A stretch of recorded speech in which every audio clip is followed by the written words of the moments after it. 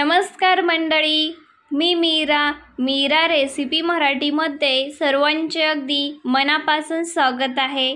आज आपण अगदी साध्या सोप्या पद्धतीत झणझणीत झुणका भाकर बनवू। झुणका भाकर जर तुम्ही एकदा खाल्ली ना तर याची चव विसरणार नाही। घरामध्ये जर भाजीला काही नसेल ना तर अशी झणझणीत झुणका भाकर बनवायला विसरू नका। अप्रतिम लागते आणि 10च मिनिटात बनवून तयार होते। फक्त सोबतीला कांदा आणि लिंबू पाहिजे, एकच नंबर लागते। एकदा तरी अशी झुणका भाकर नक्कीच बनवा। चला कशी बनवायची ते बघू। कढईमध्ये तेल घेऊ। तेल तुम्ही तुमच्या आवडीप्रमाणे कमी जास्त घ्या। 7 ते 8 लसणाच्या पाकळ्या ठेचून घेतलेल्या आहेत। आता आपल्याला लसूण तेलामध्ये छान परतून घ्यायचा आहे। हे बघा, मस्तच लसूण परतत आहे तोपर्यंत मी 2 कांदे उभ्या आकारात चिरून घेतलेले आहेत। आता आपण लसूण छान परतलेला आहे, थोडेसे जिरे मिक्स करून घेऊ आणि उभ्या आकारात चिरलेला कांदा।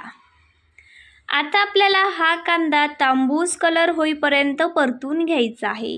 छान मिक्स करू। मस्तच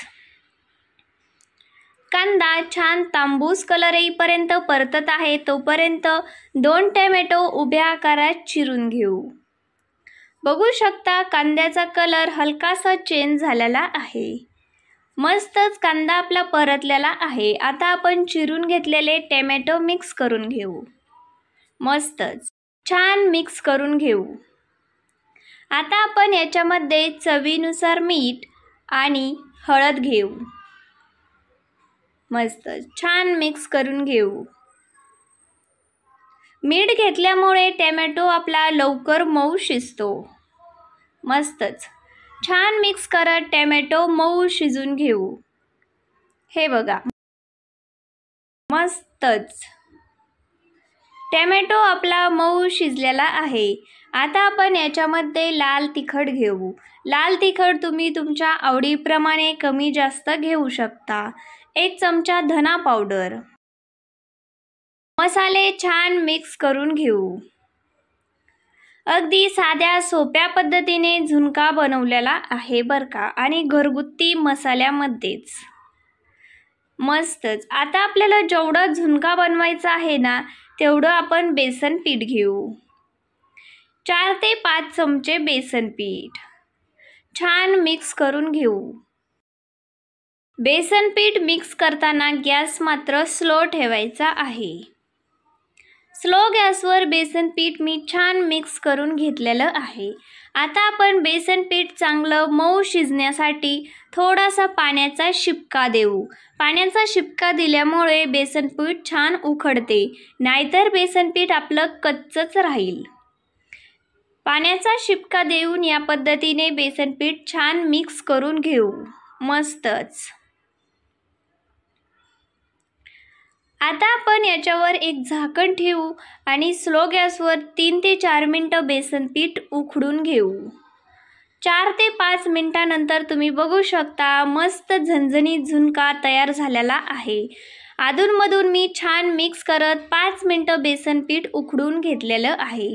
5 मिनिटांनंतर हे हाताने मी छान मोकळं केलेलं आहे।